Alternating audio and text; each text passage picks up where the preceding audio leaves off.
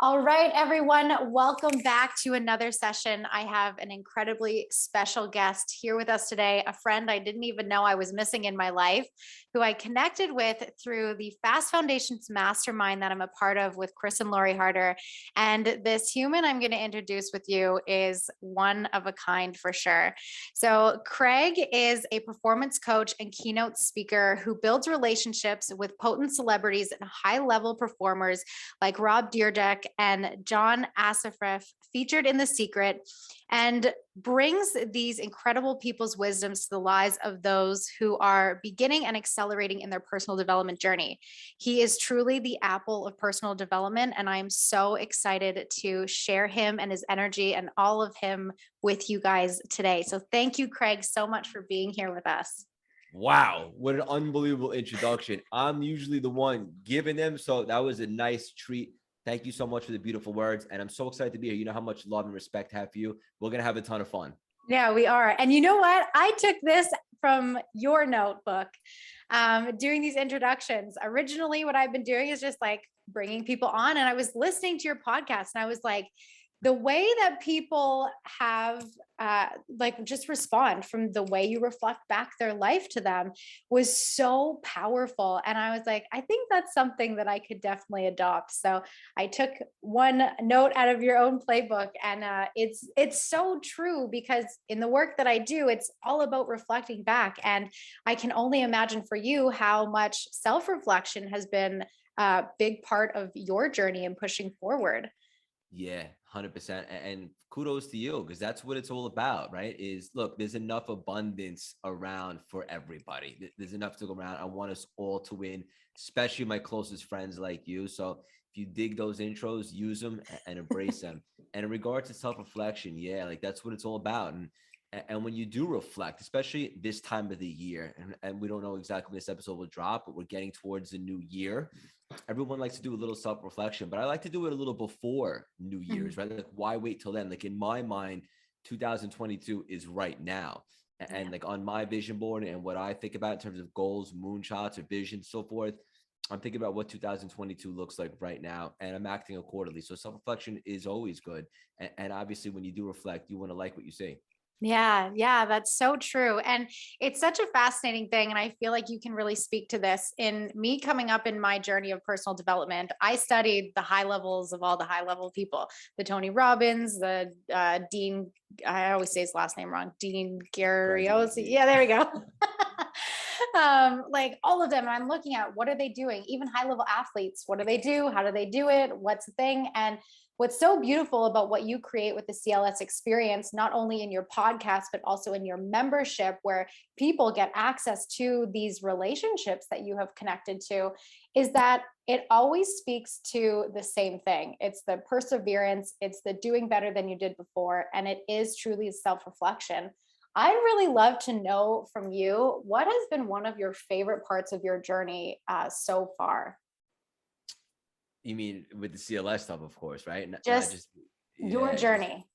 I would have to say very specifically, the last 3 or 4 months. My story is well documented, but for the audience that may not be familiar, I was at a big speaking engagement a few months back, and all while I was training for the Chicago Marathon. And the way I was talking about the Chicago Marathon was a little from the ego perspective, right? I was like, I'm going to shock the world. I'm going to do something really special. Make a long story short, I got injured on that speaking engagement a few months back. I came home and it was misdiagnosed as a sprained ligament. I went with my intuition, right, which we both love and we have to stay true to. And I facilitated an MRI and it came back. And the doctor was like, Craig, can you please come in? I'm like, no, I'm a little busy. Just hit me with it. Is it torn? They're like, actually, the ligament looks great. But we did find a tumor on the bottom of your foot. And so this started like a little bit of a journey for me, like a little bit of a story arc. Specifically, I allowed myself a couple hours of a pity party. Yep. Why me? Like, how did this happen? Didn't see this coming. Very next day, it was strategies and tactics. Saw the best doctors, and I ended up getting the tumor removed. It came back benign, thank God. But then I had stitches and crutches, the whole nine. And during this time, I didn't have the ability to physically train, which plays a major role in my life. I like to get out there and clang and bang or run, obviously, because I was training for a marathon. And so it was at this point, and you and I have talked about this privately. I started really diving into this quantum stuff, all this energy and all that stuff, and the law of attraction, how it actually works. What does it really mean? And I just bought in. And to be honest with you, I've been skeptical of it for the last maybe year or two, because I'd always been a mindset guy.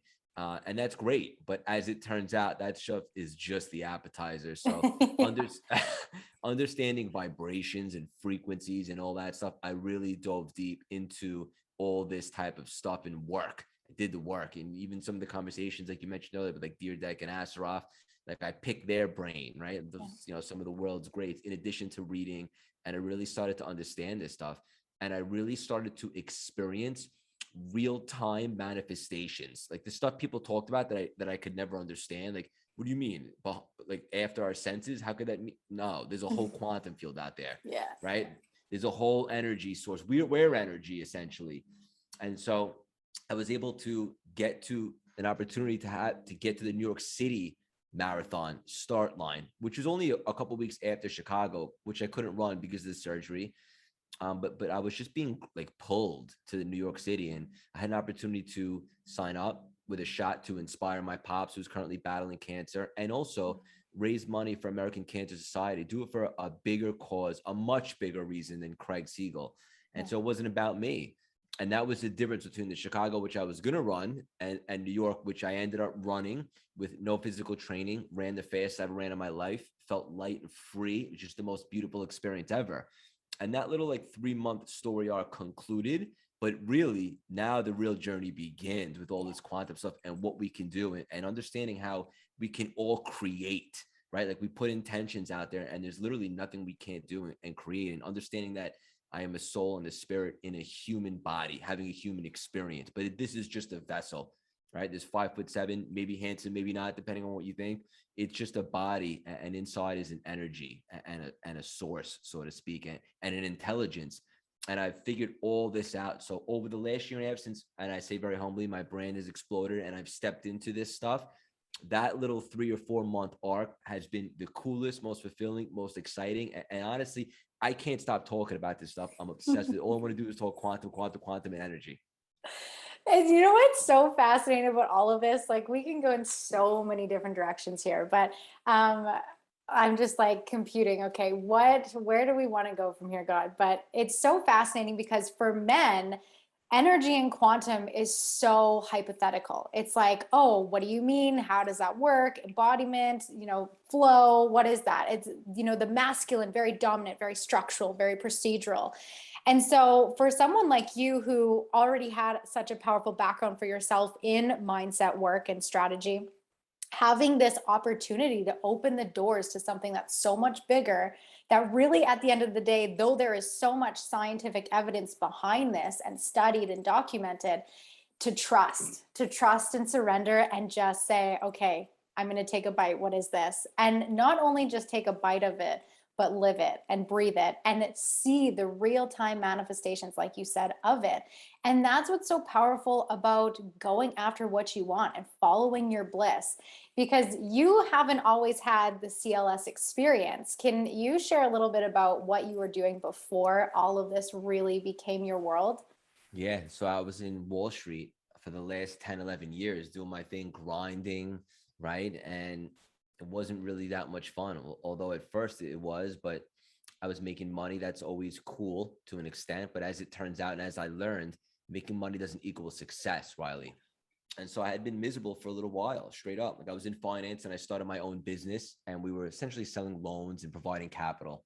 Lucrative, but not fun again. But I didn't know what I wanted to do. I was just kind of, and I take full accountability for this, I was spiritually immature. I was going like this, like in the rat race, and I just had to, I didn't take a second to reassess. As a business owner in Manhattan, it's like if you're not going 500 miles an hour, you're getting run over. So I had all this built up fuel and energy, and I channeled it, and I started running a bunch of marathons. I may or may not have an addictive personality. I got into that, and I ran 4 just in 2019 alone in 1 year. And it was cool. It was great. It was an outlet. It was an arena for me to be a gladiator and use some good energy. But I was never going to be a professional runner. That's not what that was for. I was just looking for something else, something more. Yeah. And then fast forward, the pandemic happens, right? and I shut down my office last March for what I thought would be 2 weeks at the time. Who knew? And I'm the essentially, curve. right. And all I saw was a lot of Netflix and a lot of day drinking from everyone else. And I was like, that's not going to be me. So I put myself in this frequency, and I was like, I know I'm meant for more. I know I'm meant to make some sort of impact, put a dent in this universe.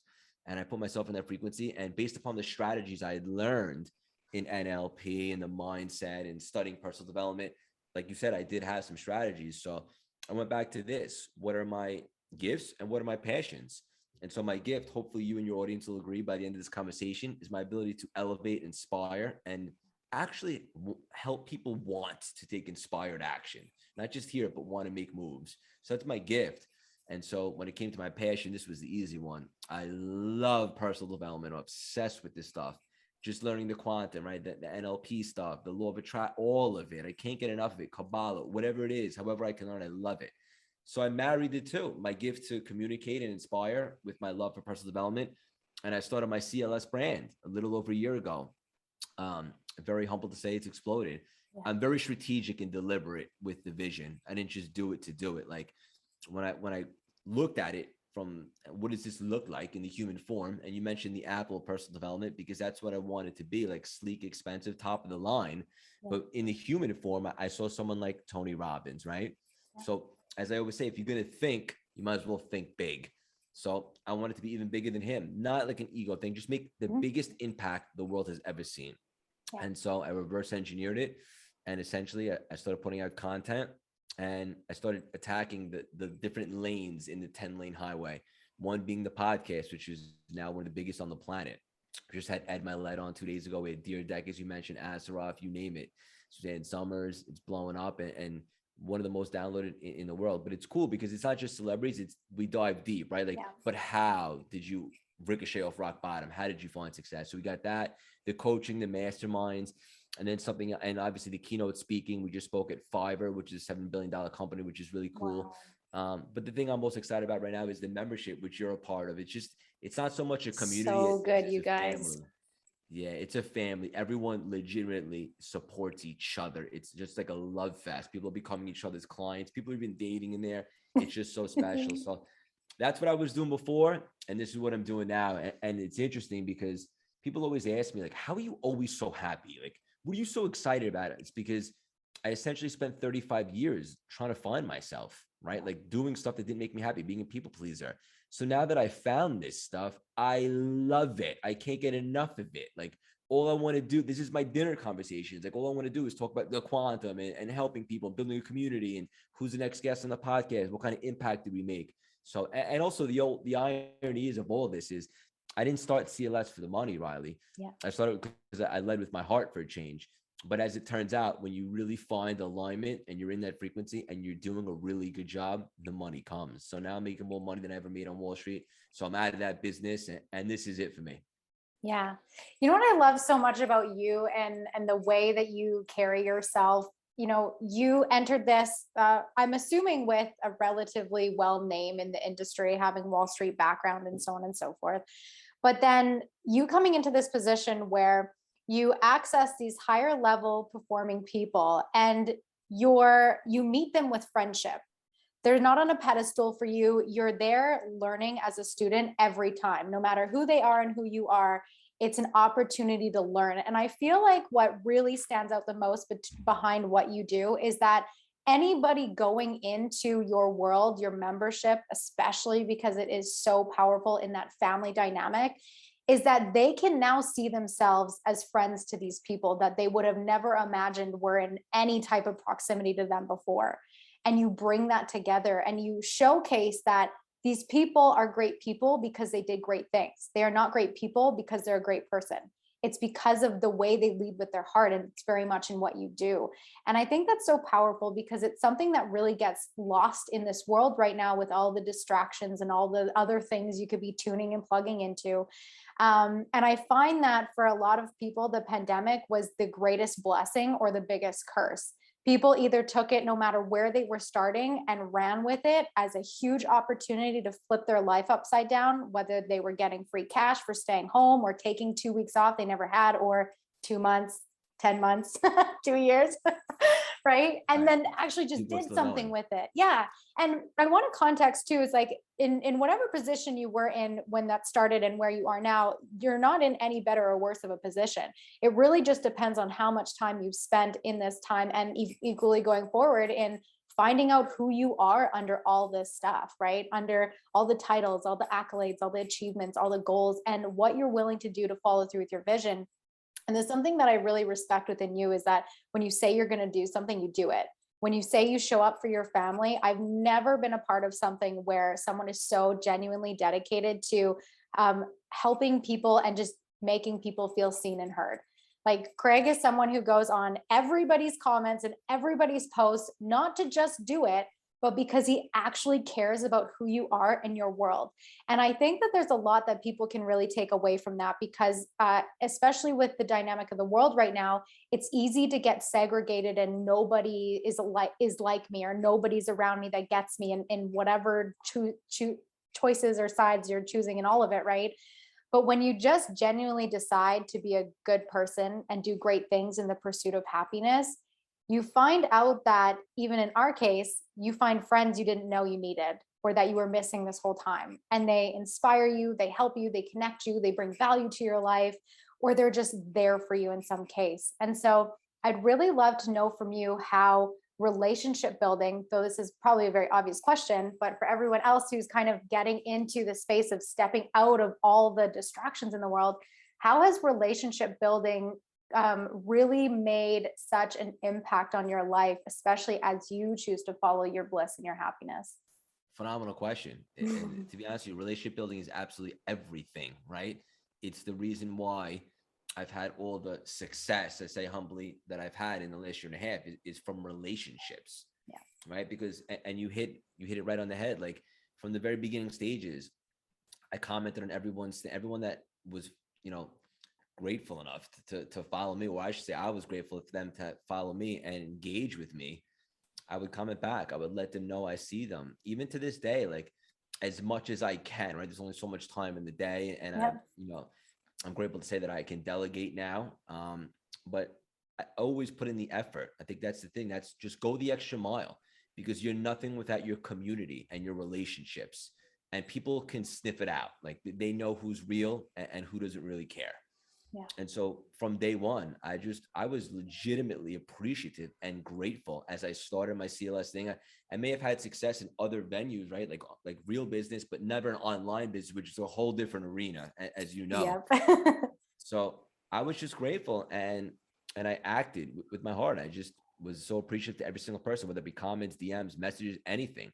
And then like when I would reach out to some of the bigger names, like I was looking to collaborate with to kind of move the needle with my brand so I can get more eyeballs on me, like the Dave Meltzers of the world, or the Rob Deerdecks, or Suzanne Summers, Lisa, whoever. I just always so respectful, always so kind. And like when they come on my podcast, right?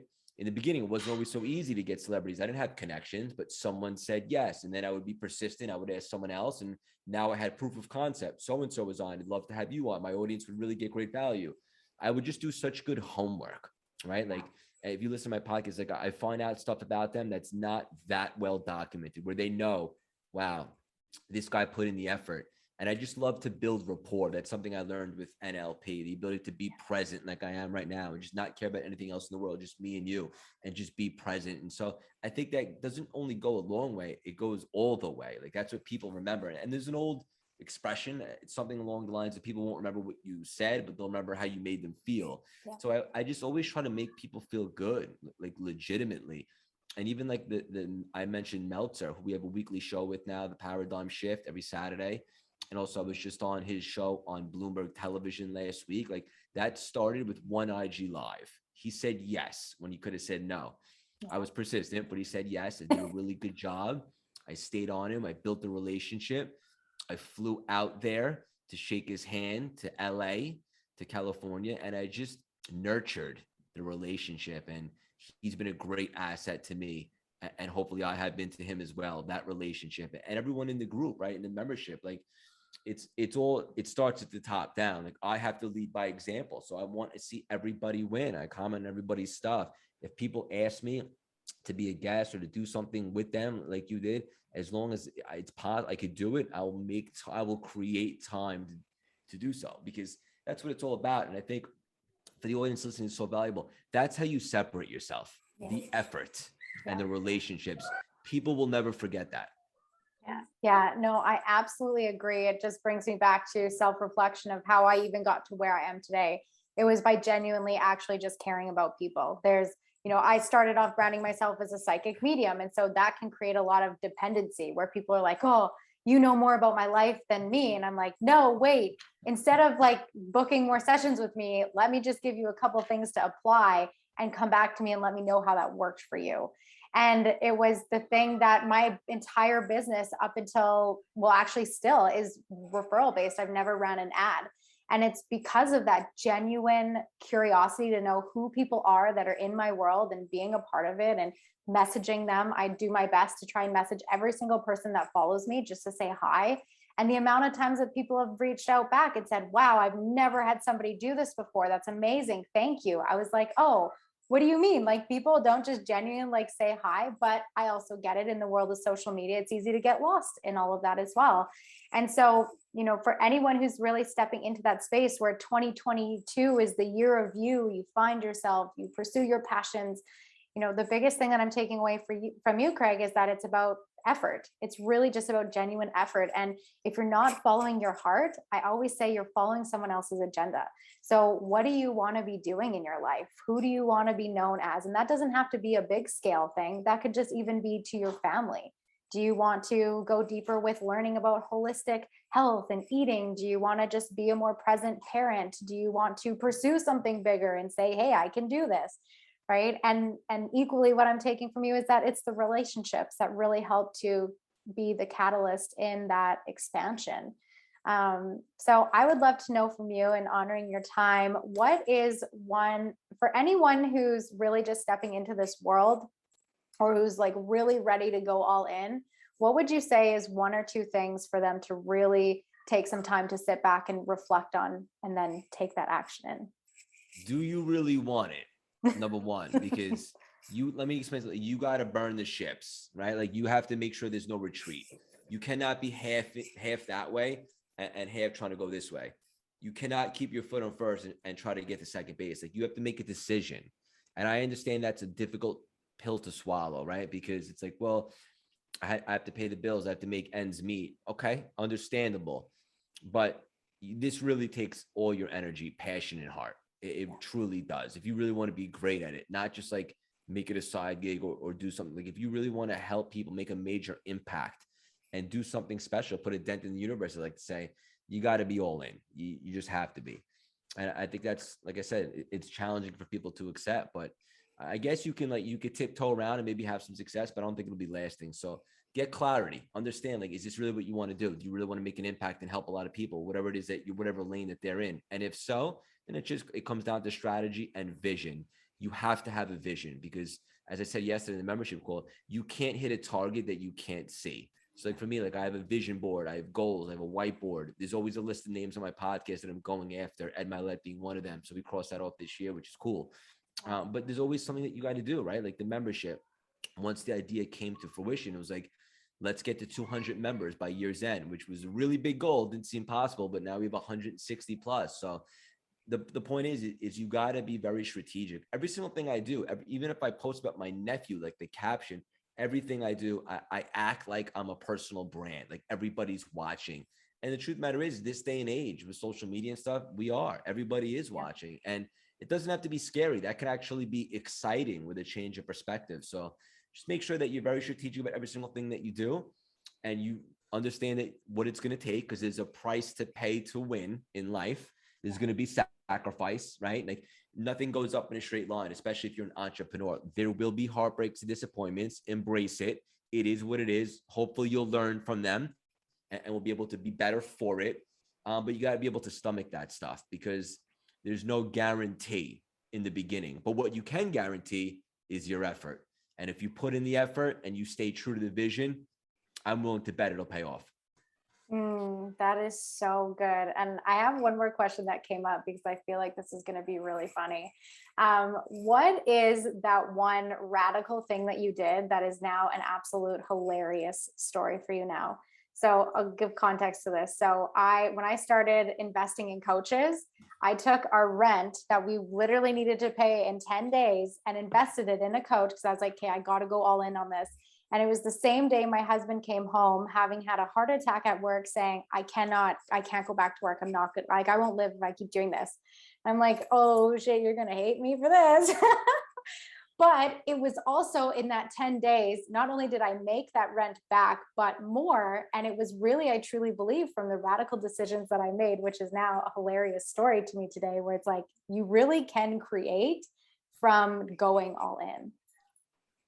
100%. Yeah, beautifully said. And kudos to you. What a great story.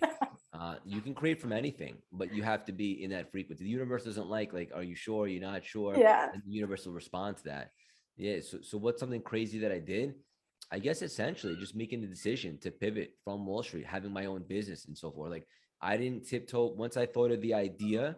See, the thing with me is, and that's why I turned to running, because I didn't have an idea. I was so caught up in the rat race, and that's 100% on me. I should have given myself a minute to breathe, but I didn't. So once I got the idea, literally like the next day in a run, I thought of the name CLS, or Cultivate Lasting Symphony. I pulled over in Central Park on a run, ran to GoDaddy.com to purchase the domain. Although I probably didn't need to run for cultivatelastingsymphony.com, but that's how I operate. And I just thought I put together this whole strategy and vision, and I acted like I burned the ships. Like, there was no going back. This is what it's going to be. And I just put my head down and got to work. And it's been such a crazy ride. And like, even yesterday, I put out a post about the last year, what's gone on in CLS. And it wasn't like an ego post. It was to let everybody know how much can change in a short time if you just say yes, right? If you just allow yourself an opportunity. And so like, I had a vision. I was very strategic with all things I wanted to accomplish, but I didn't necessarily foresee all those things happening. But now, taking a second as we get towards the end of the year and doing the self-reflection that you talked about and looking back, it's like, holy shit, like, look what we did. But that only happened because every single day, move the chains, move the needle, so to speak. Like, those always have to be a touchdown. It could be first down. Just keep doing something. Stay committed to the vision, right? Even if there's a tough day or a heartbreak, there's always something you can do, right? You can go in a lookalike audience and you can add someone to your group. You could build your community by one. You could do something. There's always something that could be done. And I just stuck to that, and I took it day by day. And look where we're at now. And I can't wait to see what 2022 has in store. Yeah, I love that. I always say 1 degree shifts at a time will make up a world of a difference. But Craig, please feel free to let them know how they can be a part of your life and what you have going on. I'm going to obviously link all of this stuff in the show notes, and I highly recommend that you go and seek him out, because you're only going to better your life from being a part of Craig Siegel's world. Thank you so much. And also, so much love and respect for you. Such a good interviewer. I really appreciate this conversation. Really, I'm just grateful for all the time that we get to spend together. So I want to acknowledge you for that. Where I hang out the most, I would say Instagram at Craig Siegel _CLS, Facebook, Craig Siegel. Anywhere you listen to podcasts, the record setting, the CLS experience, and the website, cultivatelastingsymphony.com. And if you can memorize this number, text it and join the daily texting community, 917-634-3796. All things mindset, quantum, all that good stuff every single day. 917-634-3796. And then what I'm really excited about right now is just the CLS membership. It's not a community, it's a family. If you want to be around people that are stretching themselves, thinking big, thinking outside the box, and supporting each other, it's a vibe and energy that I've never seen before. And I've been in different groups, and that's why I created it. So that's where you can find me. Yeah, perfect. I will make sure to link all that, and I can vouch for him. I'm in it, and it is unlike anything I've ever seen before. So thank you so much for joining us today. And you guys go check him out. He's only going to add to your life so much value, and you're not going to miss out.